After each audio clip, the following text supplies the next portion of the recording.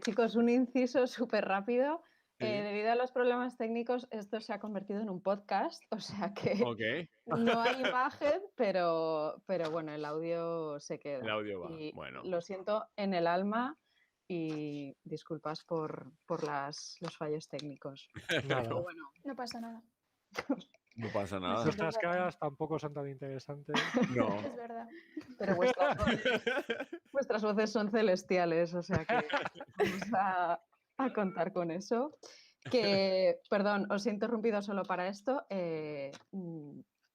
Seguid con... O sea, tengo algunas preguntillas más, pero vamos, si estabais enzarzados... Que estábamos en directo, o sea, estábamos en vivo, como contando nuestro... ok, Ah, bueno, pues nada. Ok. No pasa nada. Ya. Entonces, Irene, yo qué sé, o sea, ¿cómo has o sea, lo digo porque como estaba presentándose Nicolai, bueno, presentándose, como diciendo cómo había llegado a esto, mola que evidentemente tú eres la que lo tiene más reciente por una cuestión puramente vital. Sí, pues bueno, yo hice bachillerato, no me gustó nada la experiencia. Lo pasé regular en bachillerato, la verdad. Y a la hora de elegir carrera, pues no sé, me habían metido mucho en la cabeza estudiar ingeniería, medicina, cosas así del estilo. Y nada, yo me puse a pensar en qué cosas me hacían disfrutar, evadirme desde pequeña y bueno, fui visitando ferias en las que había muchas universidades y no sabía que se estudiaba videojuegos y, y decidí apostar por ello. Es algo peligroso, ¿no? Porque mucha gente lo hace pues por eso, porque le gustan los videojuegos y después a lo mejor en la carrera se pierde un poco porque no es lo que esperaba. Y bueno, así es como he acabado yo estudiando videojuegos. Pero porque jugar siempre has jugado, entiendo. Pues no he jugado mucho. En mi casa era algo más de solo en Navidades, ¿no? La Wii, la Nintendo. A mí eso no me gustaba mucho, la verdad. Yo quería jugar y jugar y jugar. Pero bueno, ahora estoy a tope metida en esto, ¿no? Al menos. Sí, o sea, te preguntaba eso porque en mi caso sí que el hecho de haber jugado siempre fue como un factor que yo creo que clave en el camino concreto en el que decido tomar. Yo estudié filología hispánica, yo también era de los que querían que la gente quería que yo estudiase cosas importantes como ingeniería, medicina y mierdas de esas. Y en el último momento decidí estudiar filología hispánica. Entonces mi formación es puramente literaria. Y hay un momento en mi carrera en el que la que fue durante años mi jefa en la universidad, que es Teresa Colomer, me da la opción de empezar a trabajar con pantallas, haciendo un máster en investigación didáctica. Y eso deriva en mil cosas que ahora no caen al caso, pero acabo haciendo la tesis doctoral sobre literatura digital. Y el hecho de que yo tenga trasfondo de gente que le interesa mucho el mundo del juego es clave en cómo yo decido intentar meterme en la tarea extraña de definir algo como la literatura digital infantil, que en ese momento, que es 2013-2014, empezaba a ver como muchísimas cosas por la salida del iPhone, del iPad, etcétera. Empieza a haber como una especie de preocupación por crear contenido digital con perspectiva literaria, pero que aproveche de alguna manera lo que tiene la tableta para ofrecer. Una preocupación que después lo fagocitó absolutamente todo el edutainment, totalmente. En el caso concreto de las editoriales y de las grandes empresas preocupadas por la industria educativa, etcétera. Pero claro, el hecho de que a mí nunca me haya asustado el juego, al contrario, sino que me flipe jugar, fue como gasolina. Entonces ahí es donde yo empiezo a intentar definir este campo en concreto, pero a diferencia de lo que normalmente se estaba haciendo desde la academia en literatura infantil en concreto, que era explicar la cultura digital literaria desde la teoría del álbum, lo hago a partir de la especificidad de la cultura digital, es decir, metiéndome en el campo de los game studies, los estudios del juego, evidentemente también en literatura infantil, pero dándole, y la literatura electrónica, ¿no? Como combinando todo esto para ver, vale, ¿qué es esto de la literatura digital infantil y juvenil?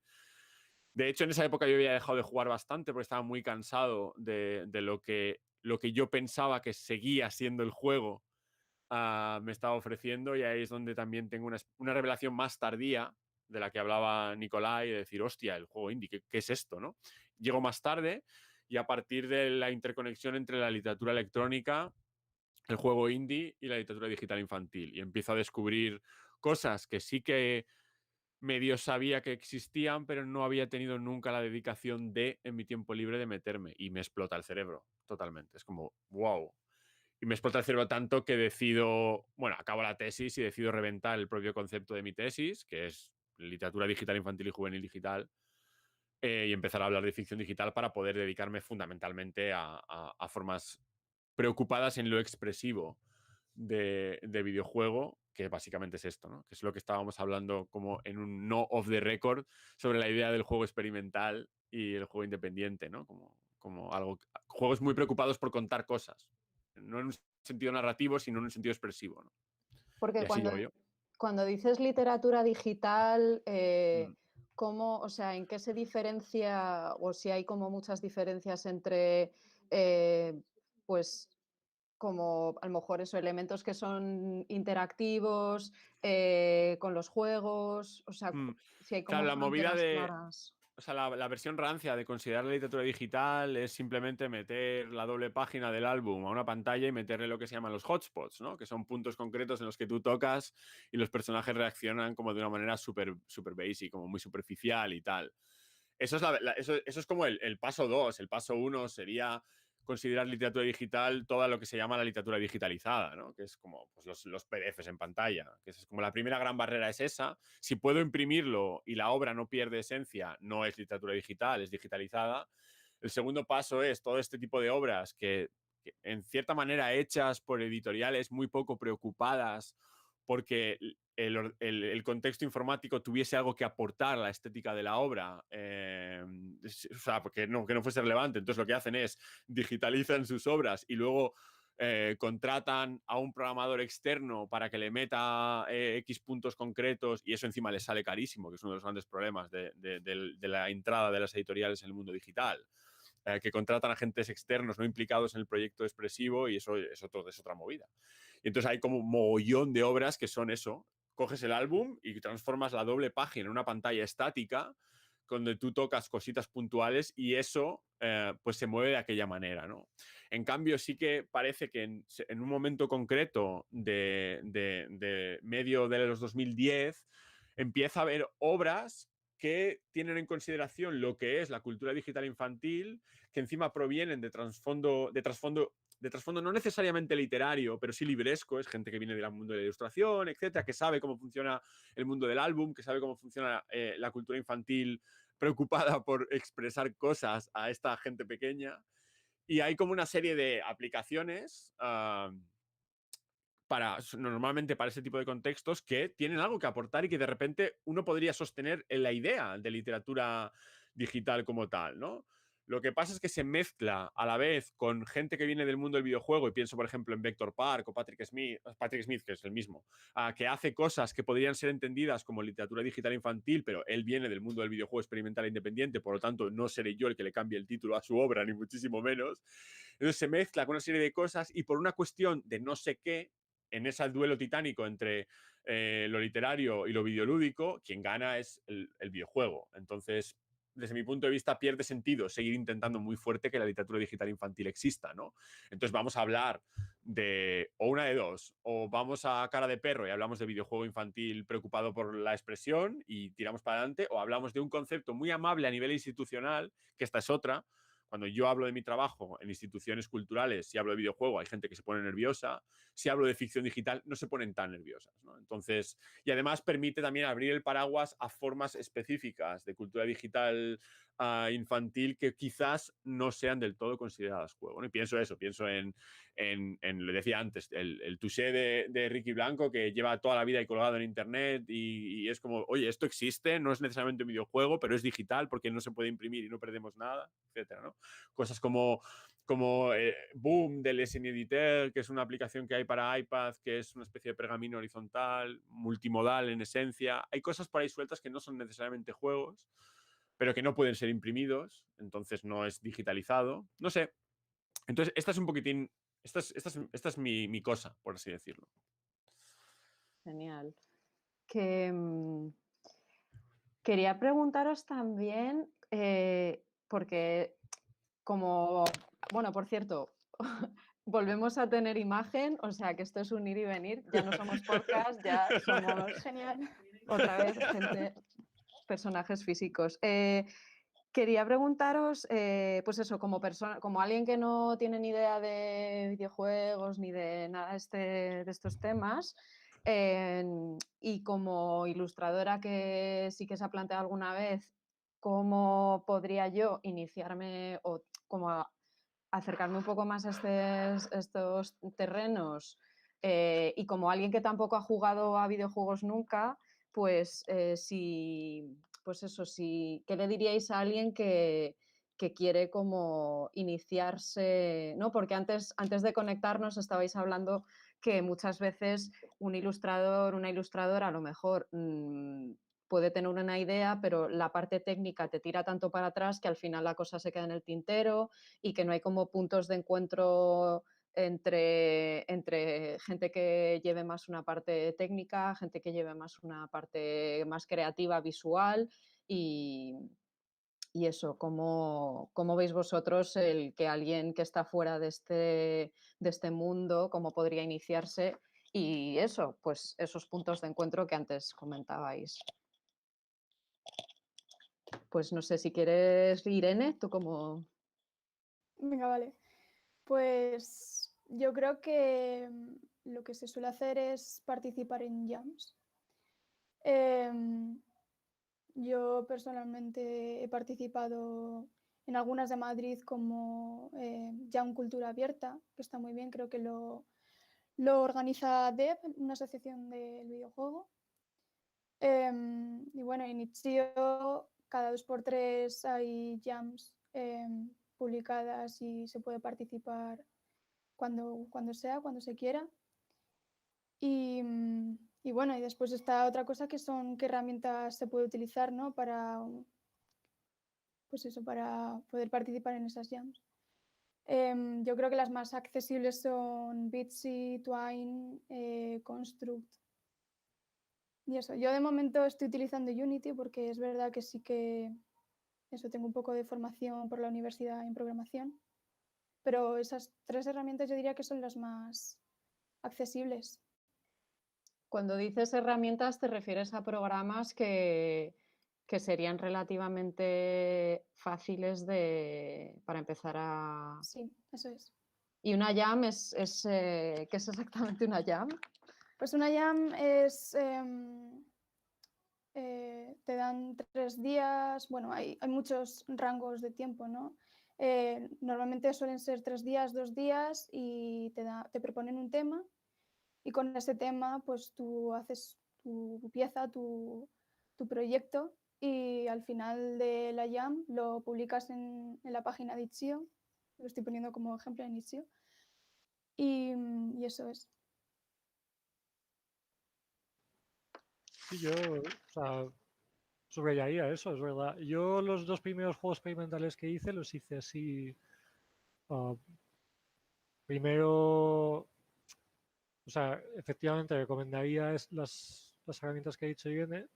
Yo especialmente soy muy fan de Construct y lo recomiendo mucho a ilustradores porque es muy potente y es muy rápido de aprender y en cuestión de 15 minutos tienes algo interactivo que se mueve, o sea, que no hace falta saber nada. Para mí ha sido una bendición esa herramienta. O sea, yo cuando descubrí, yo empecé con un programa que se llama Multimedia Fusion, que es como un constructo un poco más primitivo y un poco más engorroso, digamos, pero que ya en su momento para mí fue una bendición, porque igualmente a programar sin escribir ni una sola línea de código, cosa que me producía verdadero pavor, ¿no? Y que es muy visual, es decir, ves las cosas que haces. Entonces eso para alguien que dibuja es muy importante. Y Construct es como todo lo que Multimedia Fusion yo quería que fuera, lo es, ¿no? Como es todavía mejor. Entonces hoy en día no cuesta nada probarlo y una versión gratuita que tiene unas limitaciones que todo el mundo puede probar muy fácilmente y habiendo manejado, o sea, decir, para un ilustrador que ha manejado programas de edición de vídeo, de Photoshop, etcétera, aprendes en un momento, merece la pena. Te quita un poco el miedo, ¿no? al programa y tal. Y luego, si no, efectivamente, sí, Bitsy es fantástico, es mucho más limitado, pero la limitación fomenta la creatividad también. Y yo es verdad que cuando yo empecé a trastear con un programa de eso, simplemente por curiosidad, porque yo descubrí esos juegos, a través de esos juegos descubrí las herramientas con las que los hacían, me bajé la herramienta, empecé a jugar con ella y de repente dije, esto no es tan difícil. Y es un poco divertido, ¿no? Ver qué soy capaz de hacer. Y entonces vi, yo empecé a participar en lo que hoy ya no existe, pero había una web que era Experimental Gameplay Project y lanzaban desafíos creativos de una semana. Entonces, un poco como una jam, pero de una semana, y proponían temas que estaban bien. Y entonces una vez que lo estaba mirando, proponían el tema de 0 botones. Y yo pensé, pues esto es fácil de programar, 0 botones. Solo tengo que hacer algo que funcione con el ratón. La oportunidad perfecta para participar, ¿no? Y con eso hice UFO on Tape.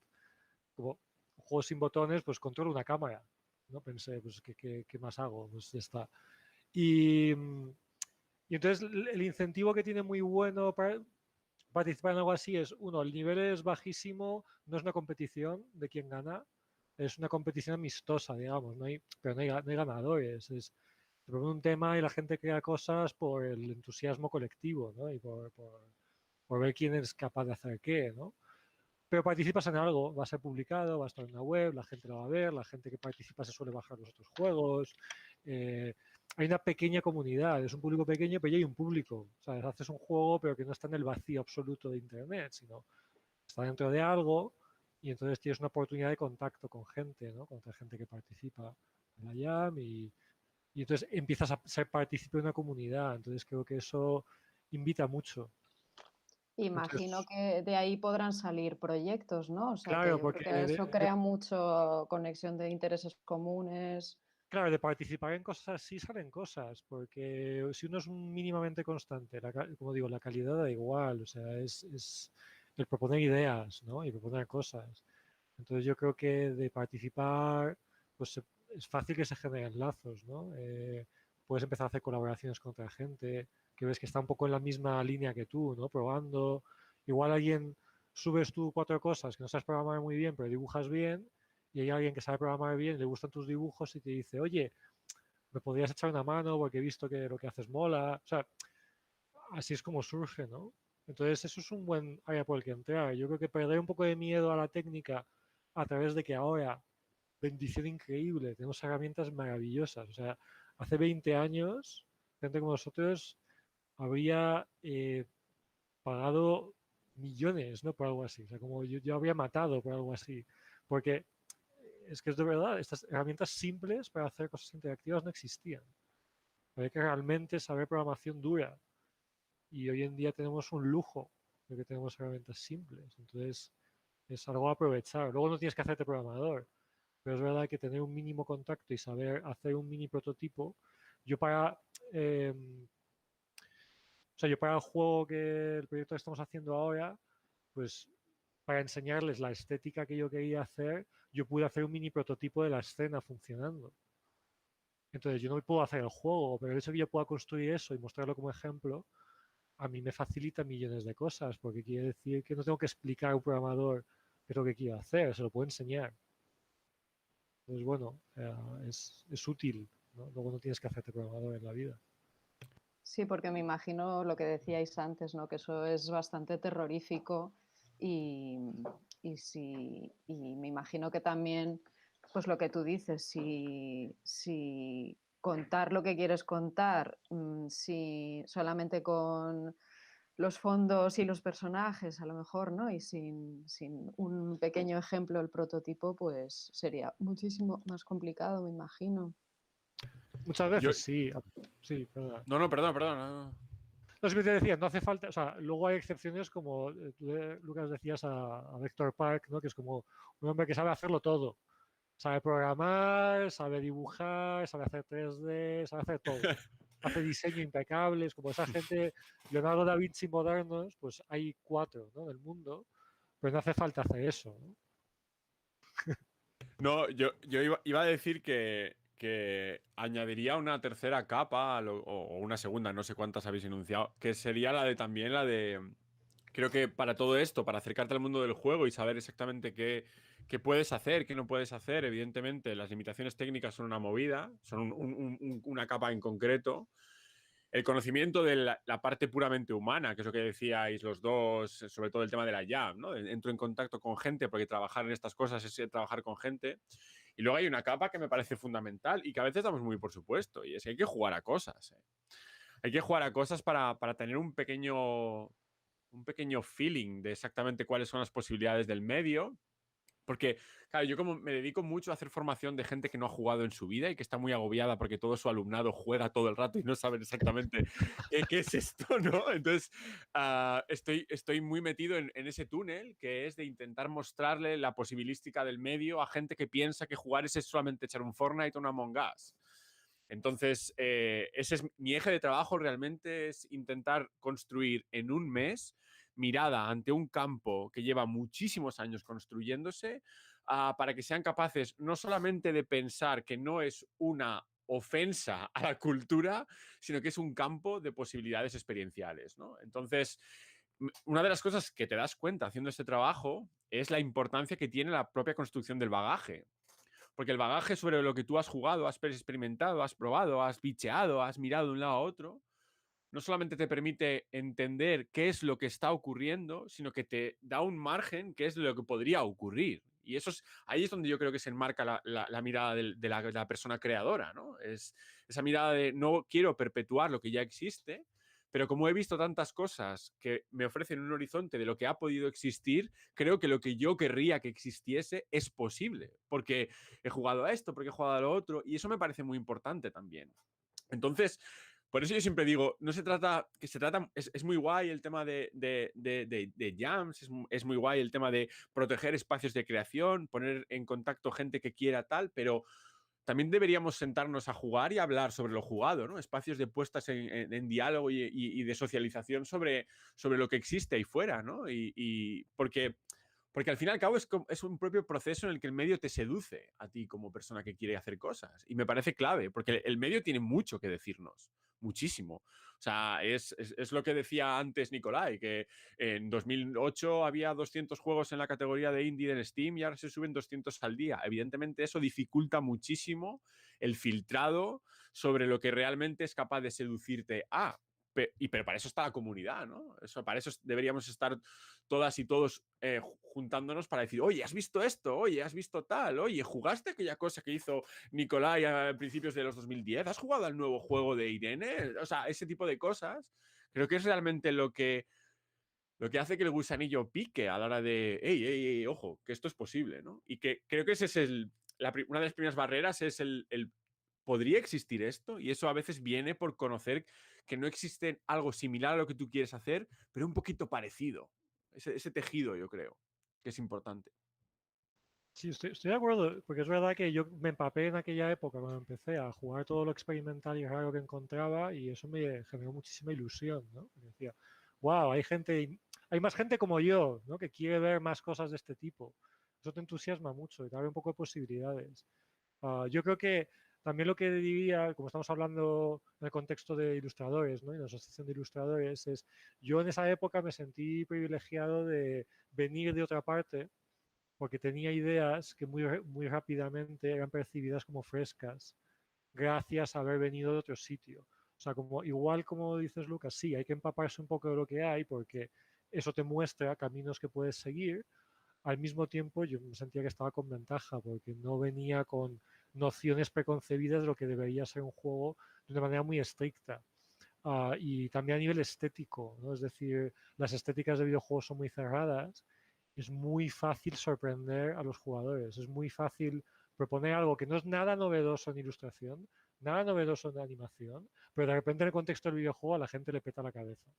Y se puede llamar la atención muy rápido y es algo a aprovechar y hay que aprovechar ya porque se va a acabar. Es decir, en cuanto 3 o 4 ilustradores avispados cojan o sea, se enteren de esto y empiezan a sacarle partido, se va a agotar la novedad. Pero yo, mientras tanto, puedo seguir disfrutando de que la gente alabe el estilo gráfico de los juegos del juego que estoy haciendo como algo increíble cuando no lo es. O sea, es algo que en animación se ha hecho millones de veces. Pero bueno, para ellos es nuevo, ¿no?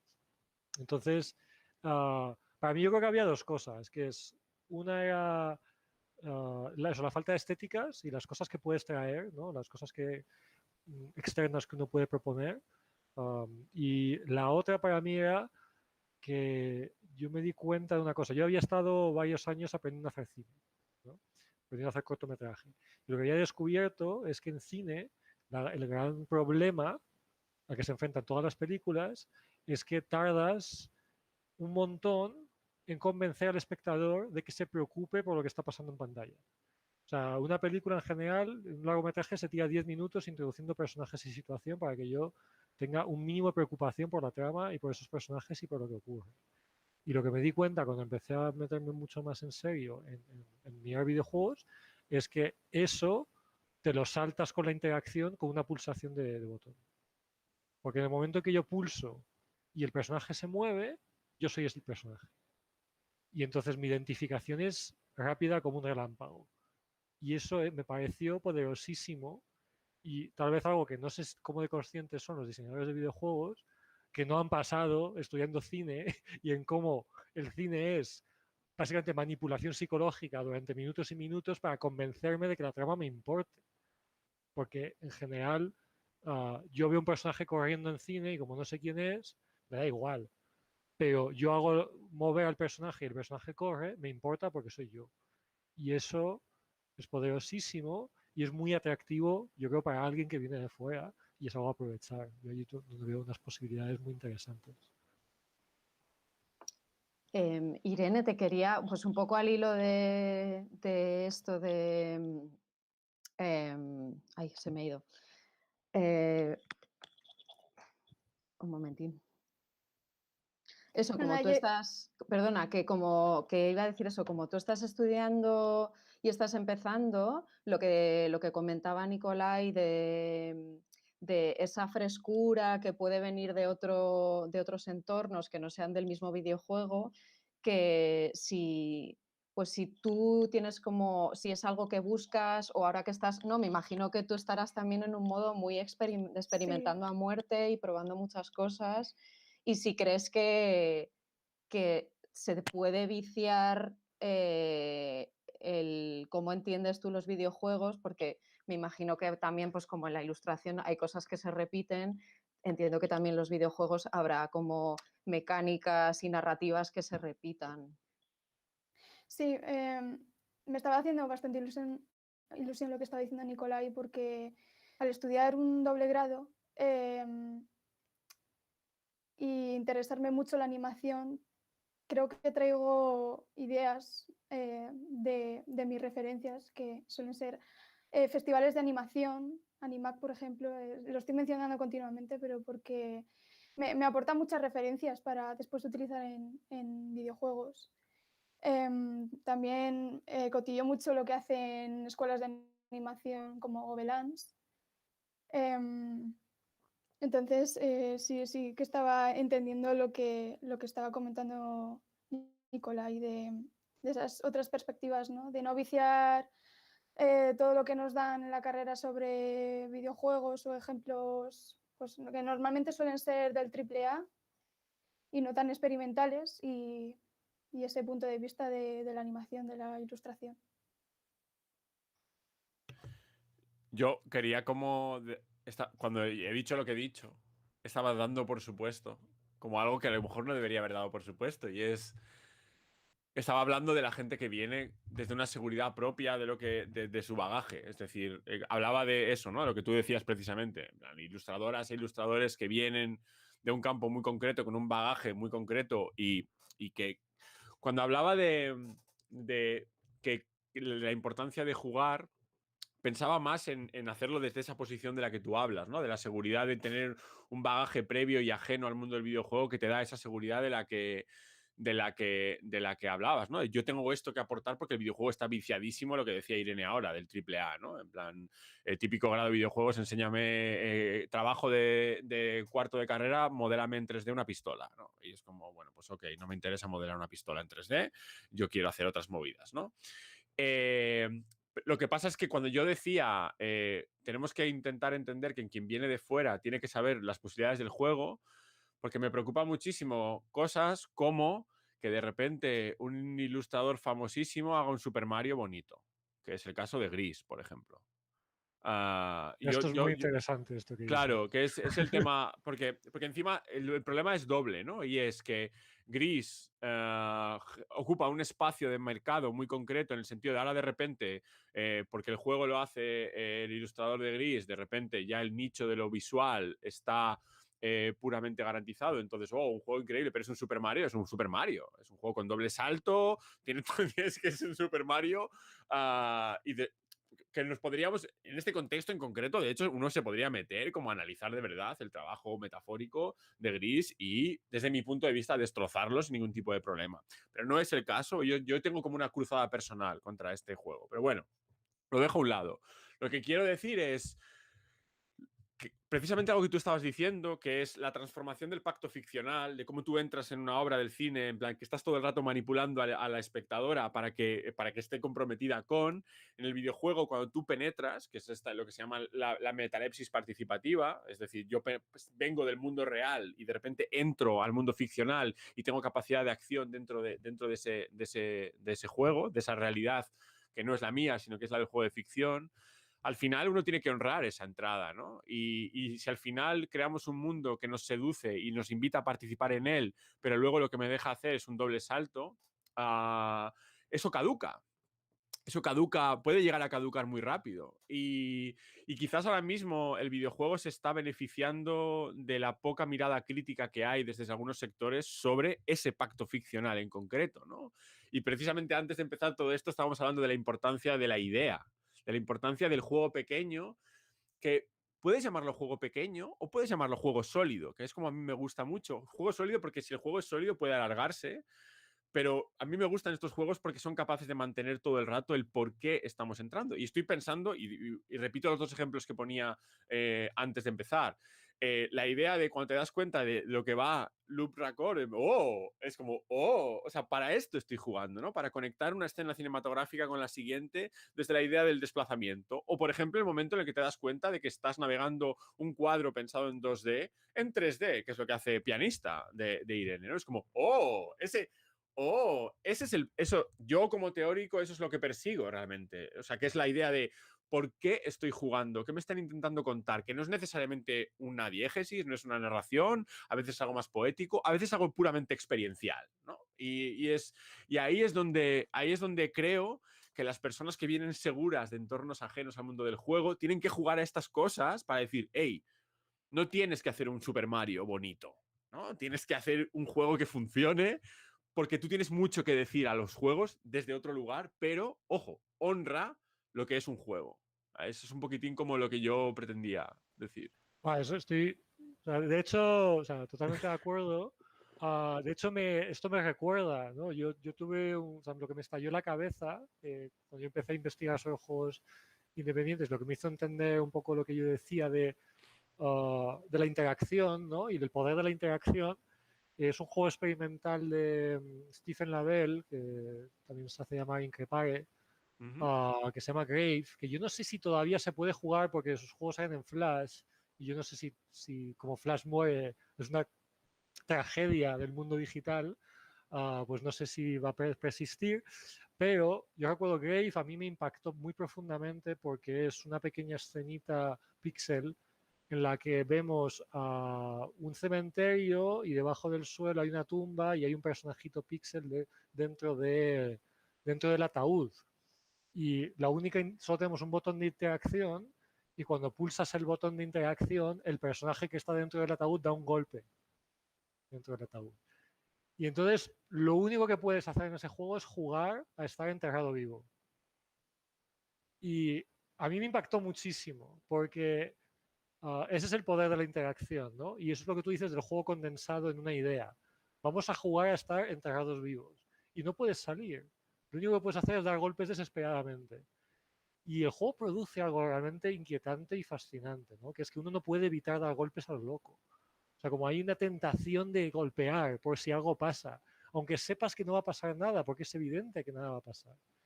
Y el mal rollo de la propuesta, ¿no? Te están proponiendo que juegues a ser enterrado vivo, ¿no? Qué cosa tan desagradable. Y lo que me hizo pensar también es, dije, esto me ha producido un nivel de sensaciones en segundos que si yo quisiera hacer un cortometraje necesitaría 10 minutos por lo menos para generar el mismo nivel de sensaciones.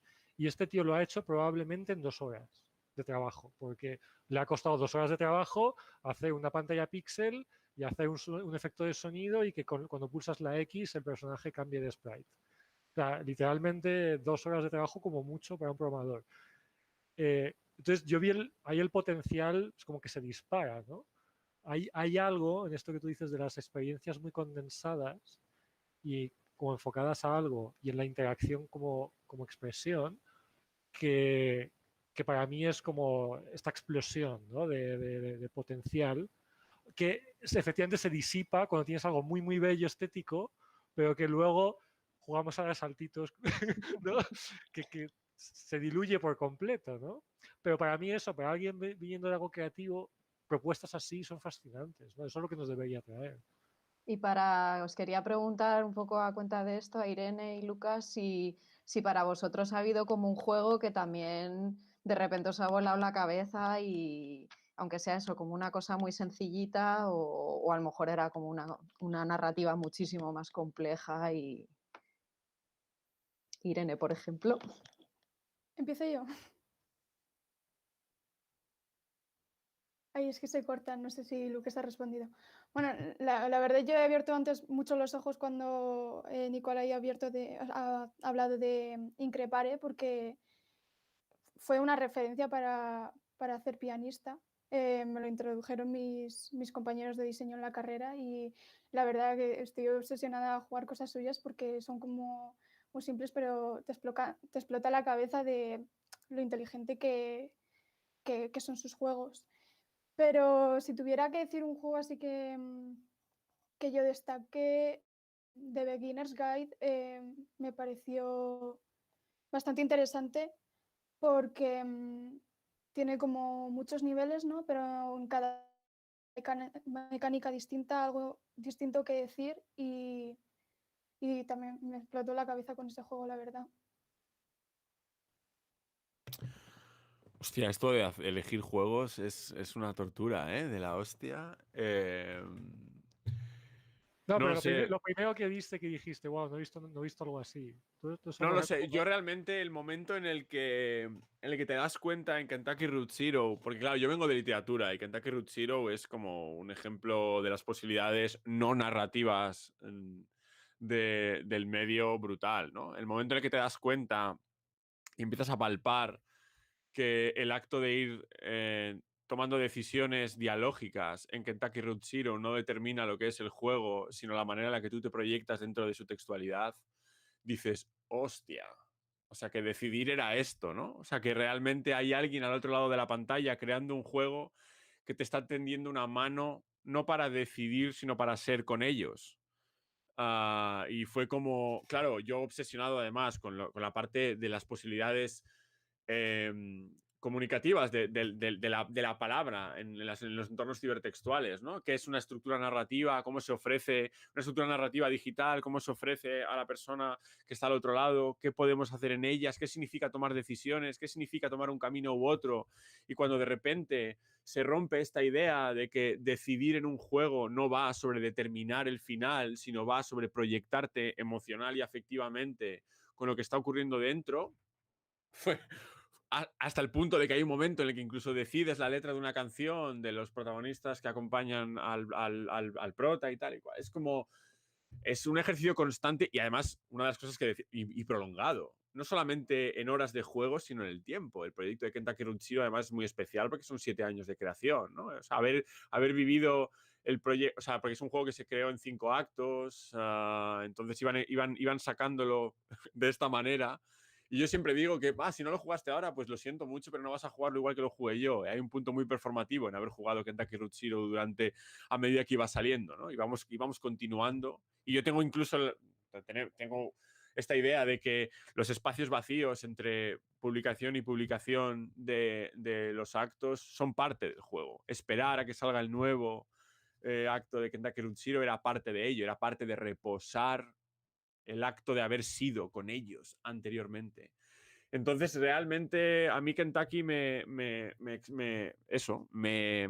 hizo muy feliz, que es el tema, que es esta cosa cuando uno entra en contacto con una obra que realmente le apasiona, que se te erizan los pelos, pero es de felicidad, de tío, esto existe, ¿no? Y me hace especial ilusión. Y de hecho ahora me enfado mucho cuando la gente habla de Kentucky Route Zero Annapurna. No, Annapurna lo está distribuyendo. O sea, Kentucky Route Zero no es de Annapurna, es de Cardboard Computer. Son estos pibes que encima son todos más jóvenes que yo, que son la hostia, todos. Es como, no es de Annapurna. Annapurna aprovechó el tirón de que Kentucky Route Zero es la hostia. Vamos a darle crédito a esta gente, ¿no? Entonces eso. Yo tuve la super suerte de estar junto a Jake cuando hice Loop Record en San Francisco. Estábamos al lado, viendo juego. Y tenía un juego anterior suyo que se llamaba Housing California. Ajá. Y estaba haciendo el Kickstarter de la primera parte de Kentucky Route Zero. Pero es que encima... Pero sí, lo han hecho dos tíos ese juego. Sí, ¿no? O dos personas. Sí, dos personas. Luego Ben Babbitt haciendo la música, que Es le da una capa muy increíble. Pero encima, o sea, el proceso de haber acompañado la maduración de ese proyecto. Porque tiene un punto como... el primer acto es muy ingenuo en algunas cosas. Incluso en la idea de proyectarse como una especie de juego de realismo mágico. Que es algo como, ya no, olvídalo, quítalo de la web, quítalo, borra el realismo mágico de tu juego, no hace falta, es otra cosa, o sea, es otra movida, no necesitas a García Márquez en tu juego, tienes tu propia obra, que además es muy definitoria de lo que puede llegar a ser el juego narrativo, que es una cosa muy concreta, que es como nos obsesionamos mucho a veces desde según qué posiciones, sobre todo institucionalizadas, que se acercan al mundo del juego, nos obsesionamos con que cuenten cosas, ¿no? Que tal igual. Bueno, el juego narrativo en concreto, Kentucky es una obra muy grande, muy mayor en muchísimas cosas y fue muy bonito ver el crecimiento de esta obra. Fue muy... Es de estos juegos que dices que no tienes miedo de recomendar a absolutamente nadie. Hay veces que hay gente que dice, no es un juego para todo el mundo. Para mí, para empezar, no entiendo esto. No entiendo qué es no ser un juego para todo el mundo. En plan, bueno, sí, no sé. Además, yo como persona que se dedica a la mediación, es mi trabajo que los juegos sean para todo el mundo. Mi trabajo es la capacidad de poner en diálogo diferentes personas y diferentes juegos. Y si eso falla, es culpa mía, no es culpa ni de los juegos ni de las personas, ¿no? Pero encima Kentucky Route Zero, que es un juego tan polisémico, y si la polisemia se define por algo es porque la polisemia es para todo el mundo, porque da tantos caminos de ser en él que realmente por eso es una maravilla, ¿no? Entonces, no sé, Kentucky sería posiblemente mi juego, sí. Genial. Yo, nada, una pregunta rápida porque como yo no conozco el juego, cuando has dicho al principio, ¿no? que las posibilidades no narrativas que ofrece y luego cuando tú tomas decisiones, pero te metes en el personaje, pero, o sea, lo que no, como si puedes explicar un poco cómo es Claro. en ese sentido. La cuestión es que o sea, son 5 actos y la cuestión es que de primeras tú eres un personaje en concreto, ¿no? Que es este camionero que tiene que hacer una entrega en un lugar que supuestamente no sabes dónde está o no ni siquiera existe. Y la cuestión es que, como si fuese un ejercicio de lo que se llama la ficción interactiva, en plan, como tú tienes que ir tomando decisiones discursivas a partir de lo que te van diciendo, en plan, ¿quieres decir esto? ¿Quieres decir lo otro? ¿No? Normalmente en el mundo del juego esas decisiones van generando diferentes itinerarios narrativos, ¿no? Sí, como funcionaban los Elige tu propia aventura, por poner el ejemplo que todo el mundo dice, esto es como un Elige tu... No es como un Elige tu propia aventura, pero esto ni siquiera es como los juegos que se llaman con estructura de árbol, ¿no? Por hacer la imagen. Hay un momento muy concreto en el que te vas dando cuenta de que esas decisiones que tú vas tomando en Kentucky Route Zero no determinan el futuro de la historia. La historia está prefijada. Y quizás en algunas de las decisiones lo único que tú decides es ir viendo una parte de esa historia u otra, pero las dos existen y no hay ningún problema en que vuelvas a jugarlo porque no se ponen en conflicto entre ellas, no se generan divergencias no reconciliables en la historia, sino que tú estás proyectando. Hay un concepto muy interesante en teoría del juego, que es la idea de la identidad proyectada, que es esta cosa de que cuando tú juegas eres una persona que existe normalmente en la vida real. Luego hay un personaje que es un personaje en el mundo de ficción, y cuando tú juegas estás entrando dentro de ese personaje, ¿no? Pero al entrar hay toda una serie de cosas que se movilizan en función de quién tú eres y en función de quién es el receptáculo, que es ese personaje. Y no es estrictamente ese personaje y no eres tú, no eres Lucas Ramada Prieto entrando en el juego. Es una cosa de tú decidiendo ser en ese juego. Entonces, la manera muy inteligente en la que decidir, desde cómo llamas a tu perro. O sea, hay como una discusión en Kentucky Route Zero. Hay dos tipos de personas para mí. Quien decide llamar a su perro Blue en Kentucky Route Zero, y todas las demás personas son las que no me interesa hablar, ¿no? Es incluso, ¿por qué decides que tu perro se llame de esa manera cuando no cambia nada en el juego? Porque yo soy ese tipo de personas, ¿no? Y entonces, esa manera en la que te vas dando cuenta de cómo respondes, y luego encima cómo el juego no hace eso solamente desde un personaje, sino que cambia a perspectivas de diferentes personajes. Cuando tienes que decidir lo que escuchas o decides prestar atención siendo uno de los niños que aparece en ese juego.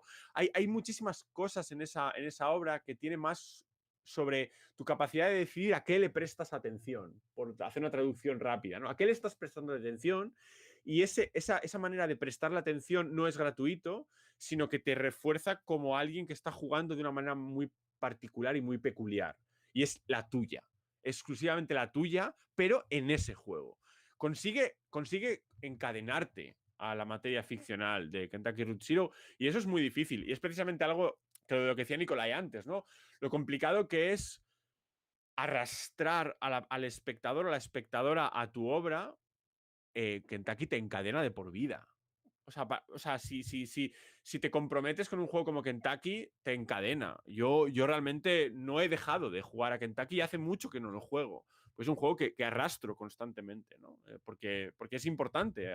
Haber existido en estos 7 años con esa obra a partir de decidir qué quiero experimentar ahí dentro ha sido fundamental. Entonces, no sé si te he respondido. Sí. O igual, ok.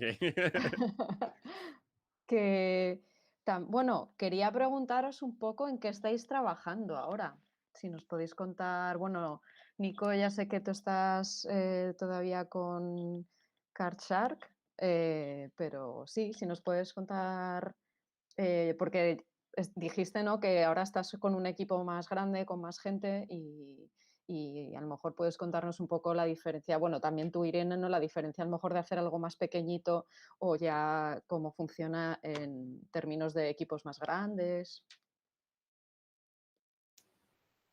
Bueno, o sea, yo no sé si probablemente la manera en que estoy trabajando no es representativa de nada, en el sentido de, es fruto de circunstancias y de la gente en particular con la que estoy trabajando. Este proyecto es una propuesta mía, pero es una propuesta que yo le hice a un amigo, Arnaud de Bock, que el co-creador del juego Reims, que es un juego que fue bastante popular en móvil. Y nosotros nos conocimos hace años y de hecho empezamos a hacer juegos un poco a la vez. Cuando yo empecé, él empezó más o menos a la vez.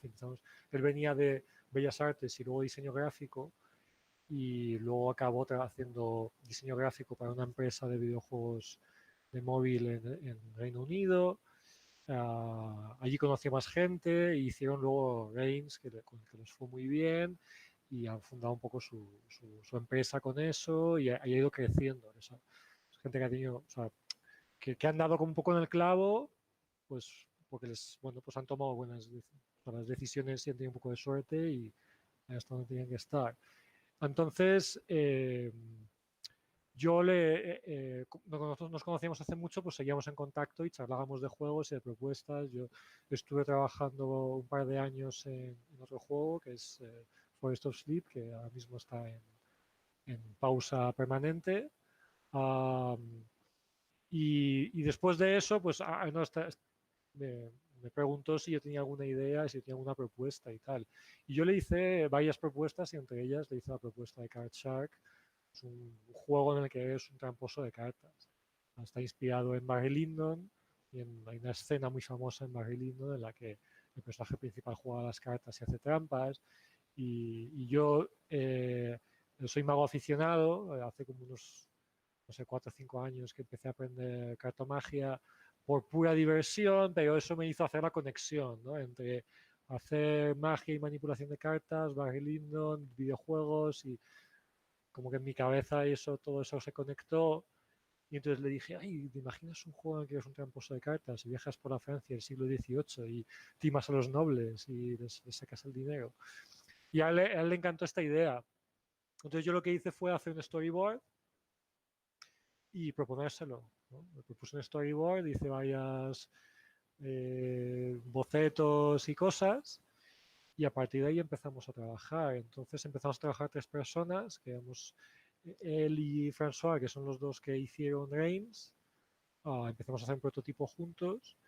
Y luego, bueno, como es todo a través de ellos, porque ellos, digamos que tienen la empresa y tienen ya su contacto con un publisher, y entonces ellos le propusieron el proyecto al editor, ellos lo compraron, entonces digamos que han adelantado el dinero para la producción del juego, y a partir de ahí, pues el equipo ha crecido también porque la empresa de ellos está creciendo, les está yendo bien, entonces me he ido contratando más gente, metiendo más gente en el equipo.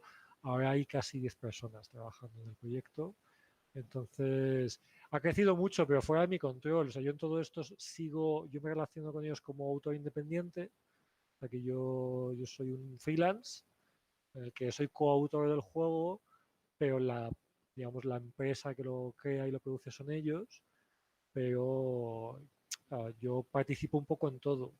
Entonces es una relación muy particular. Yo dudo que haya muchos juegos que se hagan así, también porque tengo la suerte, ¿no? De ellos empezaron siendo una empresa de 2 personas, ahora han crecido, pero también han crecido circunstancialmente, ¿no? Podríamos haber seguido siendo solo 3 personas, o sea, ellos 2 personas y yo estoy trabajando con ellos.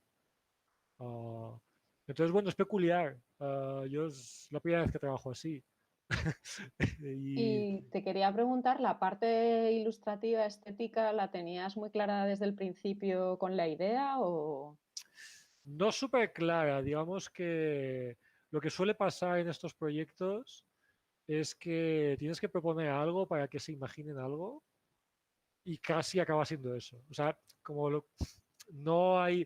Yo quisiera que uno pudiese tener como una fase de experimentación y búsqueda y investigación real, porque así nunca ocurre, porque hay que proponer una idea, hay que darle algún tipo de... hay que vestirla un poco, y entonces no suele haber tanto tiempo. Entonces, obviamente la estética ha evolucionado, pero ha tenido que ser adaptada a partir de un poco lo primero que a mí me vino. Yo hice un poco un mix de cosas estéticas que yo tenía en mi cabeza con cosas que ya estaba haciendo y un poco lo que para mí tenía sentido. Entonces, bueno, sí, digamos que es una mezcla. Yo venía justo de estar haciendo lo que yo llamo ilustraciones dinámicas, que era como un poco mi propuesta personal de llevar la ilustración al mundo digital, de darle como imágenes fijas que no son interactivas, eh, animarlas por programación, ¿no? O sea, como darles un poco de vida, como si fueran un poco un salvapantallas complejo, en el que tienes una imagen animada, pero que es animada de manera compleja porque es un pequeño programa que se ejecuta. Y yo venía de estar haciendo eso durante unos meses porque era un poco mi ida de olla personal y era mi experimentación personal que yo estaba haciendo. Entonces, cuando hice las propuestas estéticas, las hice muy tirando de lo que yo estaba haciendo en esa línea, ¿no? Como de querer hacer cuadros animados, ¿no? o ilustraciones animadas. Genial.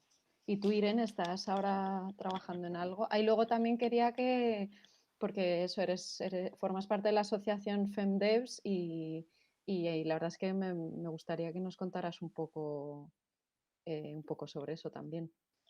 Vale, pues ahora mismo estoy haciendo el portfolio artístico que me toca por la carrera Y mientras estoy probando y experimentando con jams, ahora estoy participando en una de Itch.io que creo que se llama Spring, primavera.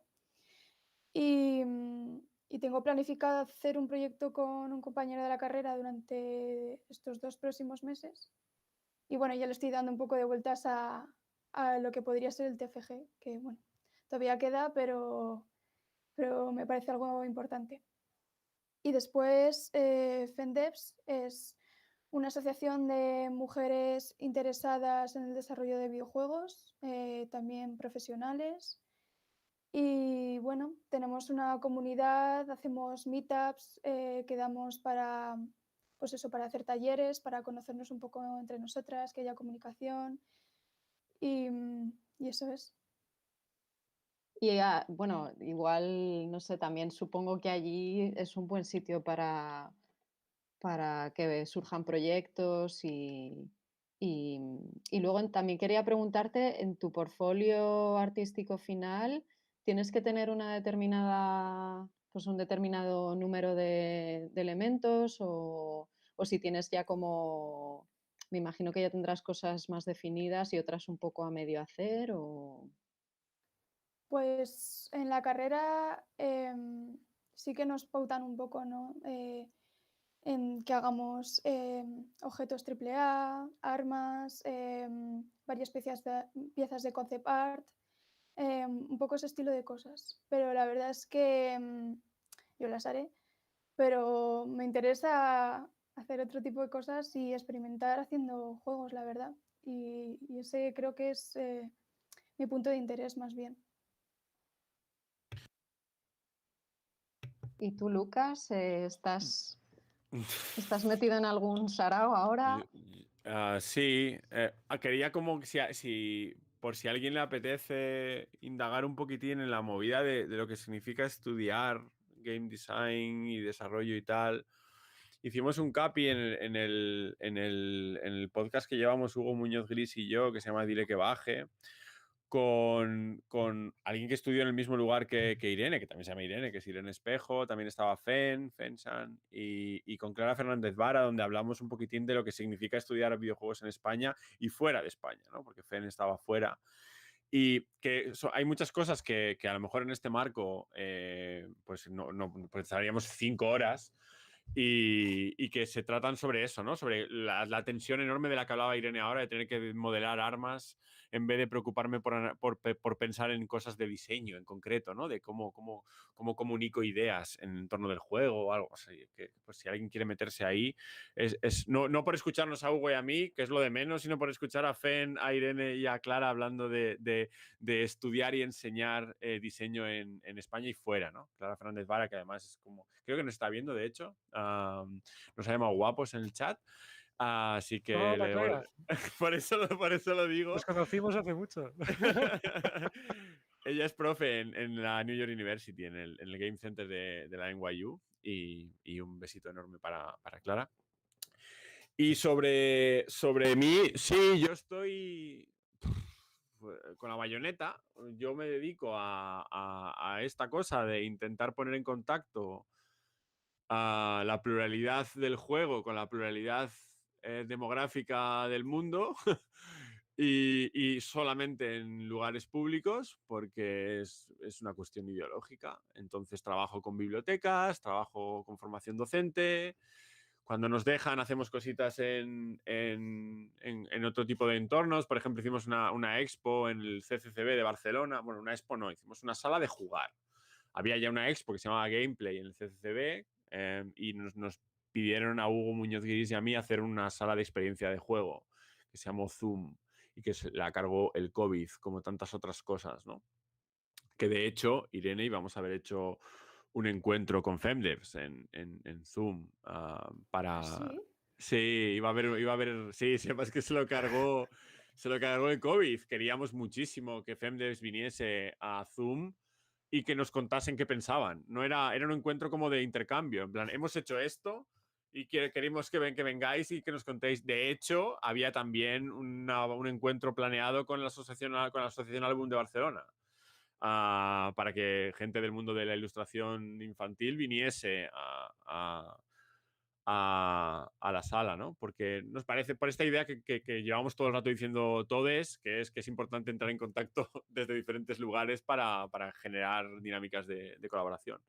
Entonces eso, proyectos básicamente de intentar formar personal en trabajadoras públicas para que den a conocer en cada una en su rincón las posibilidades que tiene el juego, ¿no? Entonces, no sé, estoy como muy contento de las cosas que igual son muy humildes, igual son muy pequeñas, pero que en 15 pueblos, municipios, villas, ciudades, llámalas como quieras, de la provincia de Barcelona, haya gente en bibliotecas haciendo clubes de juego con las obras de Octavi Navarro, que haya gente poniendo a jugar a Metamorphabet en sus escuelas de educación infantil, que haya gente generando sesiones de juego compartido en familias con las obras de Amanita, con Chuchel, con Botanicula, que me den la posibilidad a veces de hacer talleres con los juegos de Michael Frey y Mario von Rickenbach para discutir con los adolescentes lo que significa jugar de maneras diferentes.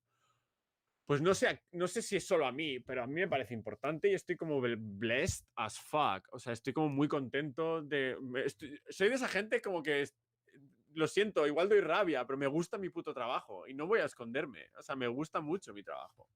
Y eso hace que igual trabaje más de la cuenta, pero estoy muy contento de esta movida. He encontrado como mi hueco en el que no es algo que me importe a mí, sino que considero que tengo como algo que construir y ahí estoy. Es mi cosita.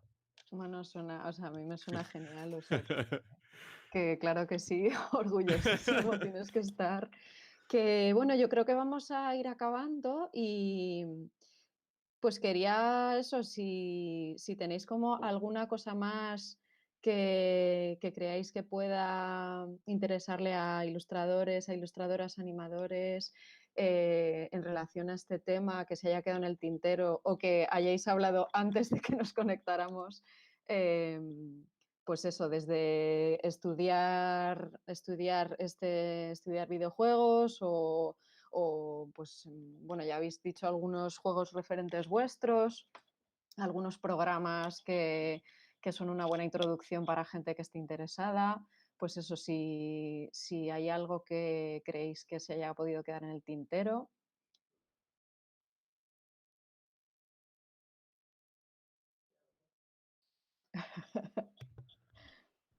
Jugad.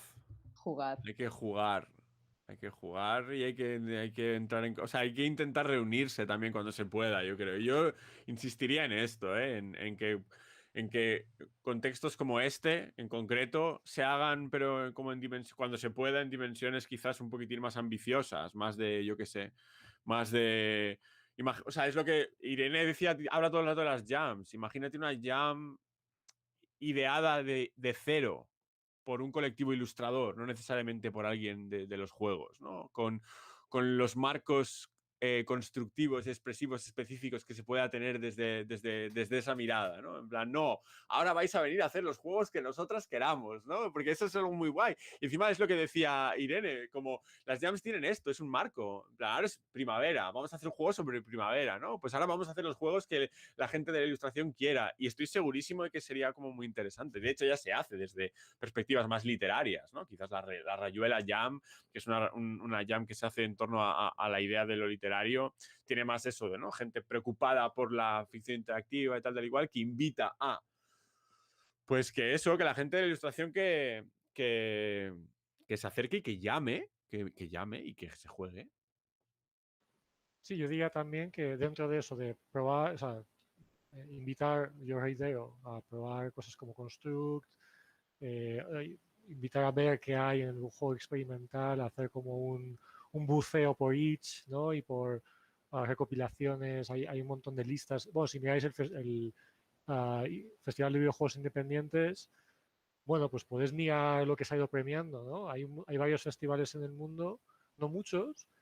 Yo lo hacía en la época, me miraba todos los premiados, ¿no? De todos los años y todos los nominados, a ver quiénes eran. Descubres maravillas, incluso cosas españolas a veces. Yo el año pasado descubrí Do Not Feed the Monkeys, que es de un estudio español, y es un juego fantástico, y no tenía ni idea. Y yo lo descubrí por el Festival de Videojuegos Independientes porque estaban nominados.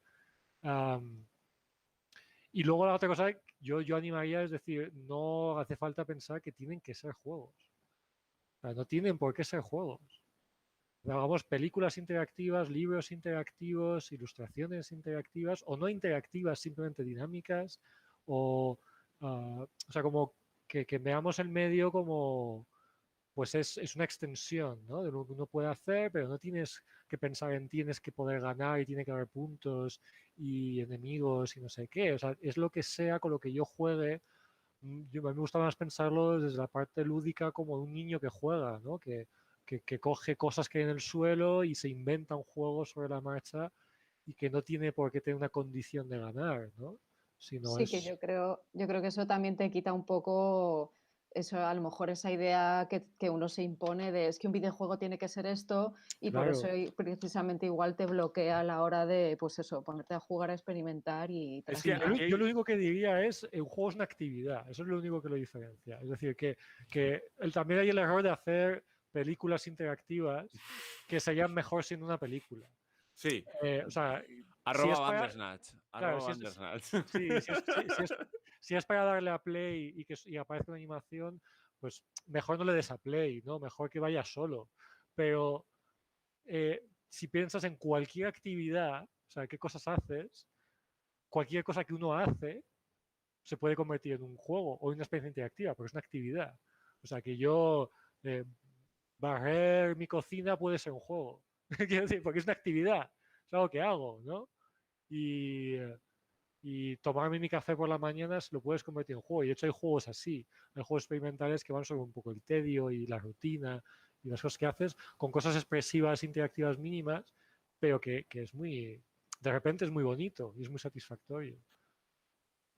Claro, en esta movida sí que es algo como que me apetece como decirlo y luego ya dejo a Irene que diga todo lo que quiera, perdón por acaparar, pero simplemente esta idea de pueden no ser juegos y luego los que estamos muy preocupados con llamar a las cosas que creemos que son juegos, lo vamos a llamar igual, nos da igual cómo lo llaméis. De hecho, ya te digo, los de Playables, Michael Frey y Mario von Rickenbach llaman a sus obras experiencias artísticas, arte interactivo, etcétera. Y a mí me da igual, yo lo voy a seguir llamando juegos básicamente porque su estudio se llama Playables y es precisamente esto que dice Nicolai desde la perspectiva de jugar es una actividad. Y a mí me gusta mucho la definición esta de que un juego es un espacio de libertad contenida por una norma. Y encima, como yo tengo formación desde la perspectiva didáctica, educacional, etcétera, el juego simbólico es juego y no tiene condición de victoria ni de derrota. Y el juego simbólico tiene una norma. Y, por ejemplo, si te imaginas a un niño imaginando que tiene una escoba y esa escoba vuela, esa es la norma. Eso es lo que convierte una actividad que no es un juego en un juego, la de que sea esa idea de transformar algo para empezar a jugar a, ¿no? Y que todo lo que tiene esa condición de transformar algo para que no sea 1-1 en la realidad que yo estoy viviendo, de repente lo convierte en un juego. Y recomiendo a todo el mundo que para esta movida lea el Play Matters de Miguel Sicard, que es un estudio sobre lo que significa. De hecho, el juego de palabras, ¿no? De play matters, como el juego, las materias de juego, pero también el juego importa, ¿no? Esa idea de que vamos a olvidarnos, por favor, de que el juego es algo que tiene un objetivo final, una condición de victoria y derrota, que tiene como una necesidad de precisión ejecutiva, bla, no, tío, pero yo qué sé, no es así. Panoramical, por ejemplo, es un juego, pues para mí es un juego y es un juego sobre manipular música para que lo que se ve es diferente, ¿no? Y esta idea de cuando yo digo tenemos que jugar a cosas es para que ensanchemos la idea de lo que es un juego. Y que la idea de jugar todos lo tenemos muy amplia, pero es curioso como la idea de lo que es un juego la tenemos más estrecha. Cuando igual tenemos que asimilar las dos cosas, ¿no? Por eso es un poco como para decir, ok, estoy de acuerdo con que no todo tiene por qué ser juegos, pero tiene que darnos menos vergüenza llamar juegos a cosas que normalmente no han sido llamadas juegos y a lo mejor sí lo son, ¿no? Porque se merecen el derecho de... La palabra juego se merece... Digo juego con la gravedad con la que lo dice un niño, que es que dice Cortázar en un cuento. Y ahí es donde yo reivindico de atraer esto al mundo del videojuego, ¿no? Que me parece importante también. Y ya me callo. Bueno, Yo Irene, creo que en relación a esto hay una lista que tiene Alien Melon que se llama Cool Tools, que creo que es justo un ejemplo, ¿no? De que un juego no tiene por qué ser un juego, puede ser una herramienta. Incluso con esas herramientas se puede hacer juegos. Es un poco bucle, pero yo ahora mismo estoy muy interesada en eso. Por ejemplo, hay una herramienta que se llama Lizard Ladder, que está hecha por un animador para poder hacer cortos, su propio corto de animación. Oye, Y estoy fascinado con esta cosa.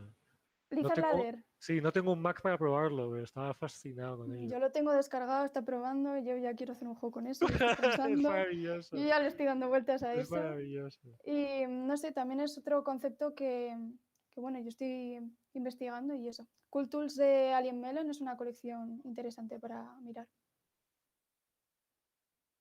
Genial, pues oye, Es una colección chicos. en itch, ¿no? Exacto, sí, en el Eso, perfil de Alien eso. Melon. Eso, o sea, igual es una de las cosas que la gente que está viéndonos, que no viene igual del mundo del juego, Claro, no es que aquí sabe, y es... Perdón, no pues- controlamos a nadie. No, pero itch.io es como the place to Sí. be, realmente, que lo hemos dicho los tres. Es itch.io, que es Sí. como el gran... Es que la palabra hub no me gusta, pero es como el lugar de encuentro de cultura videolúdica, es lo que dice Irene, tanto de herramientas como de juegos, como de lo que sea que está en medio de todo, y es muy guay. Yo ya le daba Genial. follow a la lista esta de Cool Tools, Sí. aunque yo no creo, pero da igual, yo follow. Y que Claro. no os asustéis cuando entréis en el perfil de Alien Melon, que yo me asusté porque es una locura, es fantástico todo, está todo muy bien montado, pero eso, esa es mi recomendación. Genial. Jolín, pues millones de gracias a los tres. Yo creo que espero que a pesar de los de que los problemas técnicos no hayan atorado mucho esto, pero bueno, que ha sido súper interesante y pues eso, que mil gracias por estar aquí en las barricadas. Muchas gracias. Gracias por darnos el Gracias. espacio, claro.